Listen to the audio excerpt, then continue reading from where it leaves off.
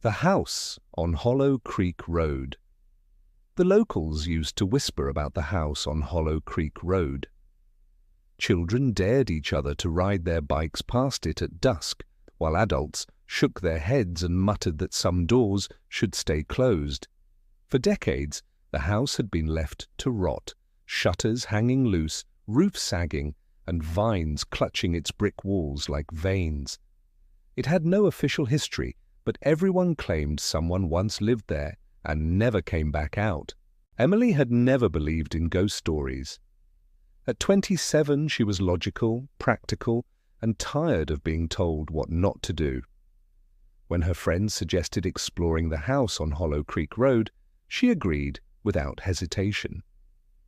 "It's just wooden nails," she said. "If you're scared of shadows, stay home." So, on a damp October night, with the moon swallowed by thick clouds, Emily led the way through the overgrown path, her flashlight beams slicing through the dark. The front door hung crooked on rusted hinges. Emily pushed it with a grunt, and it screeched like an animal in pain. The smell hit them first, mold, wet earth, and something metallic, almost like blood. Her friends, Jake, Lauren, and Mark, hesitated in the doorway.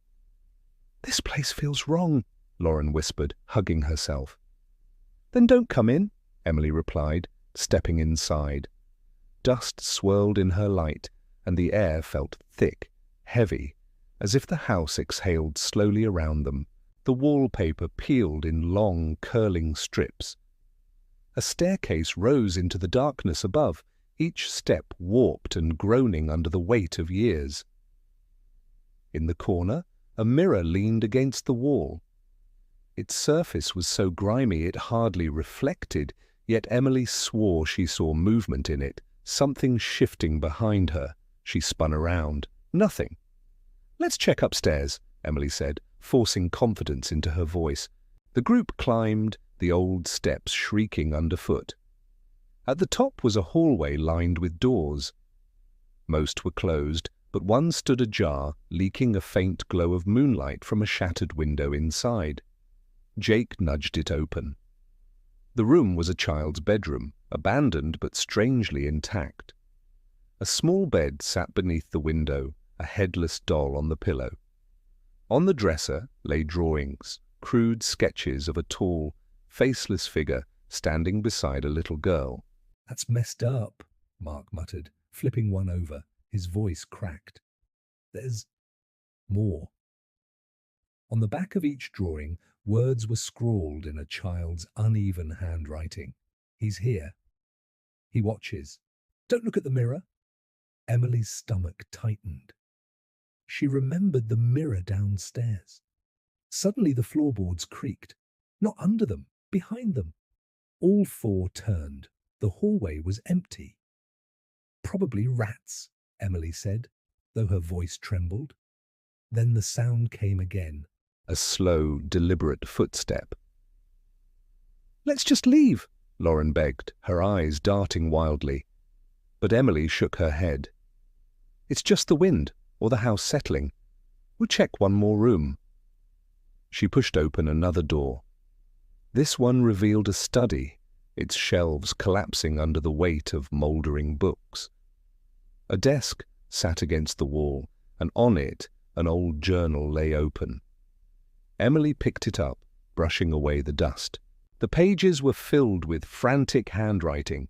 "It follows me from the mirror." At first, I thought it was my imagination, but it learned my movements, my words.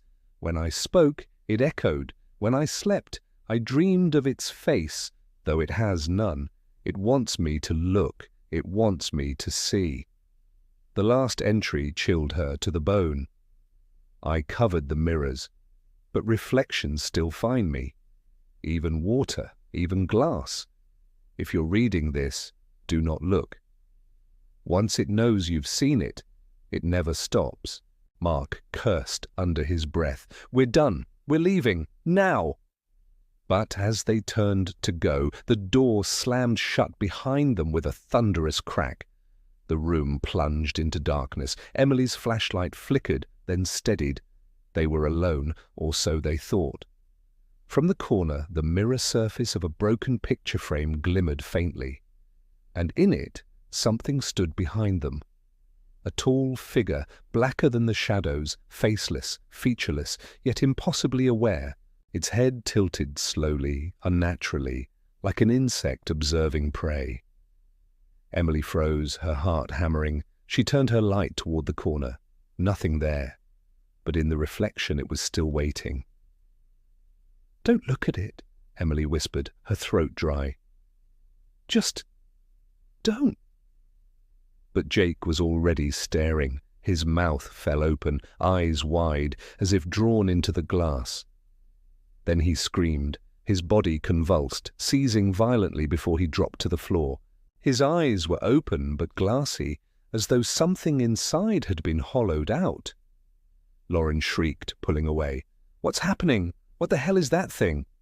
The reflection rippled, stretching closer, as if pressing against the thin barrier of glass. Panic erupted. Mark hurled a book at the frame, shattering it, but the sound didn't break the reflection. Instead, the shards scattered across the floor, each one catching light, and each one containing the same faceless figure, multiplied dozens of times, moving closer in every sliver. Emily grabbed Lauren's hand. "We have to get out. Now!" They shoved open the door, which suddenly gave way, and sprinted into the hall. The house groaned, the walls vibrating as if alive. As they ran, every mirror, every broken piece of glass along the corridor shimmered with the figure, always closer, always watching. They burst down the stairs, but Emily's foot slipped on the last step. She hit the ground hard, her flashlight skidding away. It landed beam up, illuminating the tall mirror by the front door. And there it was again, waiting. Mark tried to smash the mirror with a chair, but his reflection didn't move with him. It only turned its blank head toward him. A moment later, Mark stiffened, let out a strangled cry, and collapsed beside Jake, his body twitching once before going still. Lauren screamed, clawing at the front door. It wouldn't budge. The reflection in the mirror pressed a hand against the glass, and slowly, impossibly, a pale hand began to push through, skin stretching like liquid. Emily grabbed Lauren and dragged her back, but Lauren was too close. The hand seized her face and yanked her into the mirror with a horrific, wet sound. She was gone in an instant, her scream cut short, leaving only silence. Emily stumbled back, gasping. The mirror rippled like black water, and now only she remained.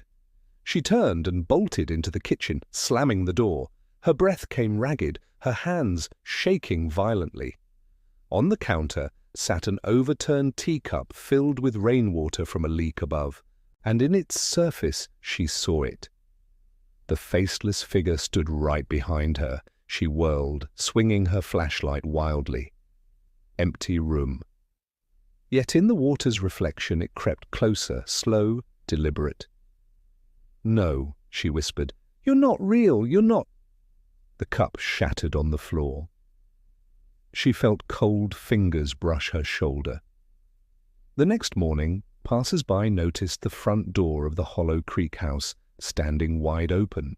When authorities searched, they found no bodies, only 4 flashlights on the floor and countless shards of glass reflecting a faceless shadow, and if one stared long enough, they swore the reflections moved on their own.